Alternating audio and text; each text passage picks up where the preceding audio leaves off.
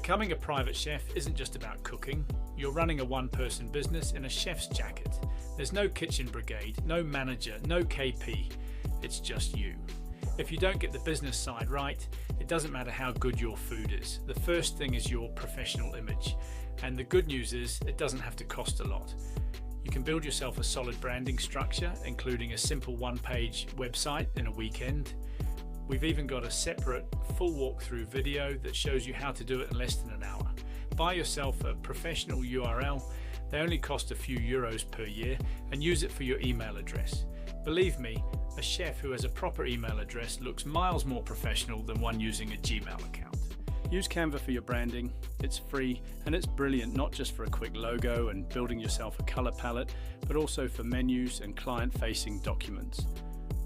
Don't waste hours trying to design things from scratch. You'll end up with something that looks like an old PowerPoint slide. Okay, Canva templates look polished, clean and professional straight away because they are designed by people who know a lot more about this stuff than you and I. And let's talk about photos. Most clients can't imagine a dish from a description. They need to see it. You don't need to hire an expensive photographer. These days, smartphones allow us to make a great job of taking food shots ourselves, but you do need to take your time to get good shots.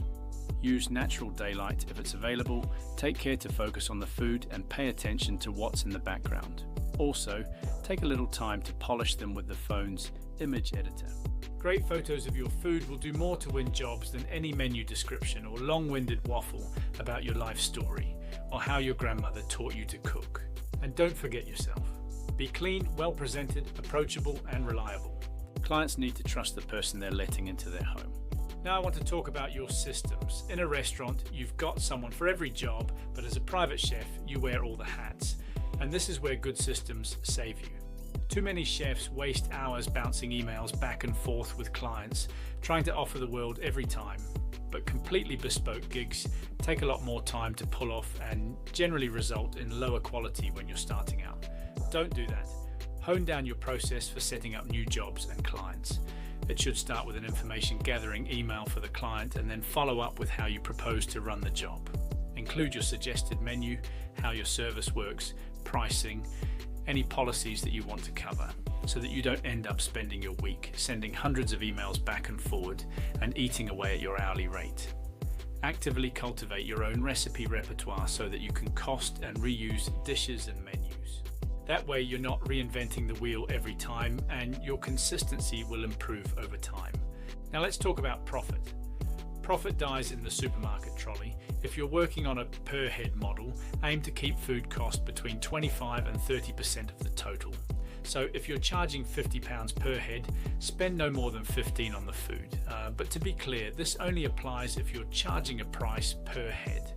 If you're working on a day rate where the client covers groceries separately, the calculation is irrelevant, but you still want to be making an effort to keep the food cost as lean as possible for the client, as they will ultimately do the maths in their head and bring it back to a price per head anyway.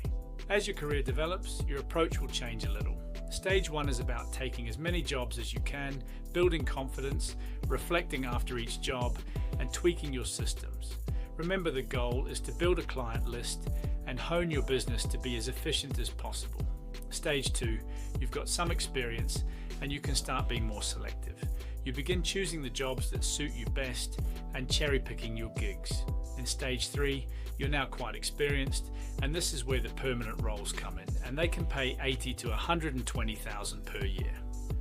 But they only go to chefs who look professional and run things efficiently. And one final word of advice, plan your exit strategy from this career early on in your career. By your mid to late 40s, most chefs are done with the grind.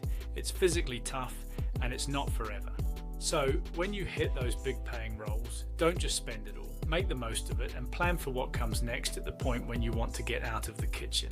Save it, invest it, and set yourself up for whatever comes next, because this job can't last forever.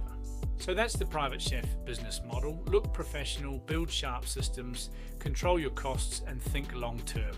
If you want to go deeper into this and set yourself up properly, check out our professional marketing for private chefs workshop. For €48 and a couple of days behind the laptop, we will have you set up and looking sharp. The training will walk you step by step through building your branding, taking great food shots, templates for your website and documents, and help you get your system set up so you're ready to hit the ground running. You'll find the link below. Thanks for watching. See you soon.